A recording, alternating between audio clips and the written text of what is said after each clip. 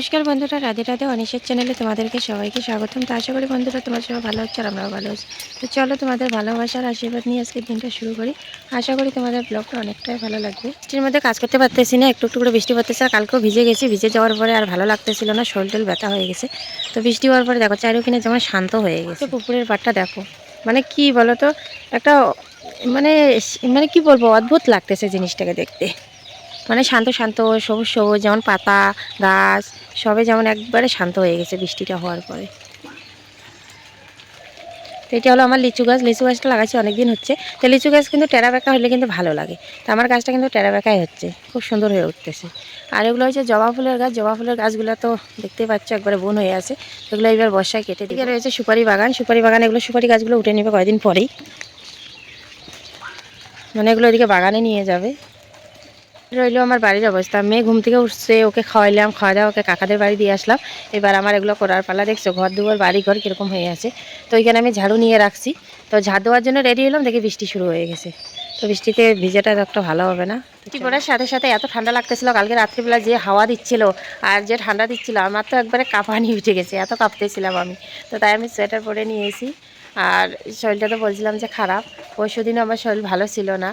আর কালকে আরও বৃষ্টিতে একটু ভিজার পরে আমার গোটা শরীর ব্যথা হয়ে গেছে। এখন মানে বৃষ্টিতে ভিজলে শরীর ব্যথা হয়ে যায়, শরীর টরিল আর কি, মানে একটু ঠান্ডা লাগলে সর্দি টদি লেগে যায়। তো যাকে, তো আজকে হলো তোমার বৃহস্পতিবার, আজকে হচ্ছে একাদশী।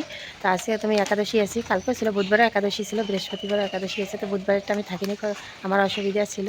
তো আজকেরটা আমি আসি। তো চলো। তো বন্ধুরা আমার স্নান টান হয়ে গেল, স্নান টান করে মেয়েকে একটু খাওয়াইলাম, খাওয়াই দাওয়ায় কিছুক্ষণ মেয়ের সাথে খেললাম, খেলে টেলে এখন আসলাম রান্না করতে। তো এখন যাচ্ছে আমার মেয়ে আমার কাকাদের বাড়িতে যাচ্ছে ঘুরতে আমার কাকির সাথে।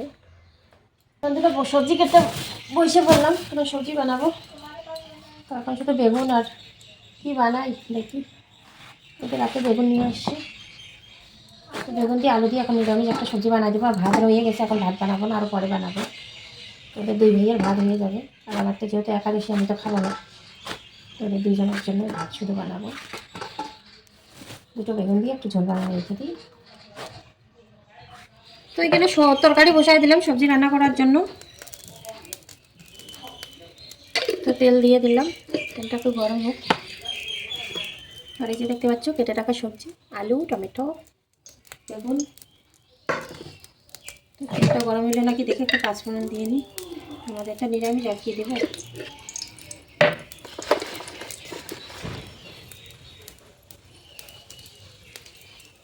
দুটো শুকনো লঙ্কা দেবো। কত টাকা তরকারিগুলো এখন দিয়ে দিই।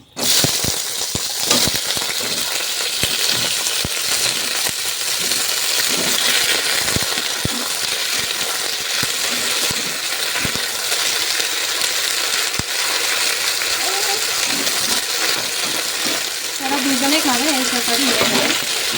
আমার একটু তরকারি বেশি লাগে, তারপর খাবে না।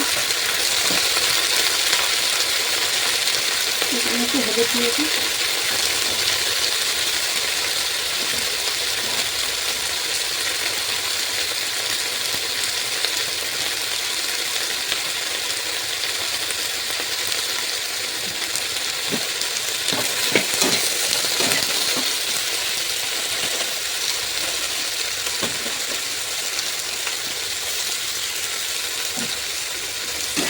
লবণের প্যাকেটটা খুললাম। তো এক হাতে নিয়ে এক হাতে আমি সবজি কাটতেছি, তাই দিয়ে দিচ্ছি।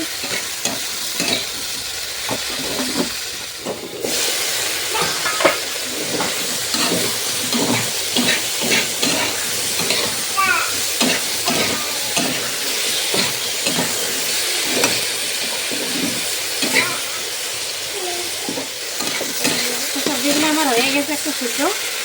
এবার একটু পরিমাণ মতন জল দিয়ে দেবো।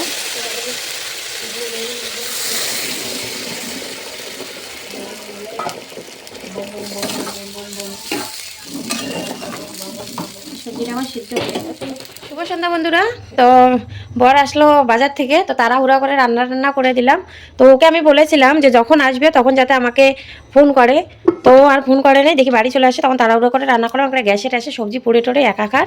আর এখানে দুধ জাল দিয়ে রাখছি। আর এখানে সবজি কি বানাইলাম চলো তোমাদের সাথে শেয়ার করি। তো নিরামিষ সবজি, এখানে পটল আলু টমেটো বেগুন সব কিছু দিয়ে একটু ঝোল বানিয়েছি। আর এখানে কিছু দুপুরে সবজি রয়েছে, এখানে তো ভাত রয়েছে। তো সব এগুলো এখন মুছবো, একাকার হয়ে আছে। আর আজকে যেহেতু একাদশী আছে, এগুলো সব কিছু ফিটফাট করে রাখতে লাগবে, কালকে সকাল সকাল আবার পারো। দেখতে পাচ্ছি এখানে সব বাসনগুলো বাইর করে রাখছি, বাসনগুলো বাইর করে রাখিয়ে মেয়েকে ঘুম পাড়াইতে গেছি। তো মেয়ে ঘুমাই গেল, এখন বাসনগুলো মাজবো। আর এখানে চুলাতেও রান্না করছি, 3 জায়গায় রান্না বসাইছি। 2 গ্যাসের মধ্যে একদিকে ভাত, একদিকে ভাজি বসাইছি, আর এখানে মানে চুলাটার মধ্যে সবজি বসাইছি। এটা তো পুরো অন্ধকার হয়ে গেছে, দেখতেই পারতেছো। আর হালকা হালকা হাওয়া দিচ্ছে। তো জানি না, জ্যোৎস্না একটু একটু মানে চারটা দেখা যাচ্ছে, কিন্তু তারা এখনও দেখতে পারতেছি না। আমি মেকলা মেকলা করতেছে, আর বুঝতে পারতেছি না যে বৃষ্টি আসবে কি আসবে না। মনে তো হচ্ছে বৃষ্টি আসবে, আর জানি না। তো বন্ধুগুলো, চুলগুলো কেটেছে, এমন অসুবিধা হয়েছে, মানে সবসময় চুলগুলো আমার খুলে যায় এখন। ছোটো ছোটো করে বোন কেটে দিয়ে এসে না, আর চুলগুলো আমার এত ছোটো হয়ে গেছে আর এত পাতলা হয়ে গেছে। একদিনকে বোন আমার মাথা মানে মানে একটু মাথা খুশকি হয়ে গেছে। তো তো আমার বোনের মেয়ে আসে, ওর মাথা ওপেন ছিল নাকি জানি না, তো চুল কাটছিল, তো দেখতে দিয়েছি। তো ও বলতেছে কাউ বোনের থেকে খুশকি বেশি, মাথায় খুশকি হয়ে গেছে। তো তখন ওকে আমি বলতেছিলাম আগে চুলগুলো আমার কেটে দিত। তো এই যে চুলগুলো আমার কেটে দিয়েছে। তো চুলগুলো কাটতে গিয়ে ও বলতেছে কারণ আমার পিছনে অনেক চুল ছিঁড়ে আছে, মানে অনেক চুল। কয় কি এই চুলগুলো যতদিন না উঠবে ততদিন চুল আর ঘন হবে না, নাহলে পাতলায় থাকবে। তো যাকে এখন কি করা, এখন মেয়ে হয়েছে, আর টুলেরও যত্ন নিতে পারি না, নিজেরও যত্ন নিতে পারি না। মানে আমার এখন শরীর মুখ, মানে কি বলবো, মুখের মধ্যে আজকে 2 দিন হয়েছে ক্রিম দিচ্ছি না। মানে আমি তো সেরকম মুখে কিছু দিই না। তো ধরো ফেলাফলি দিলেও দিই, আর পন্স হোয়াইট বিউটিটা দিলেও দিই। তা আজকে মনে করো 2-3 দিন ধরে ক্রিম টিরিম নাই, তো দিচ্ছিও না।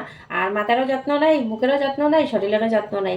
যতদিন না আমার মেয়ে বড় হচ্ছে ততদিন আমি নিজের কোনো যত্ন নিতে পারবো না। আর দেখা গেল মেয়ে বড় হওয়ার সাথে সাথে আমার হয়তো রূপচর্চার যে একটা এনার্জি, ওটাই চলে গেল। কারণ মেয়েকে দিব না, আমি নিজে করবো।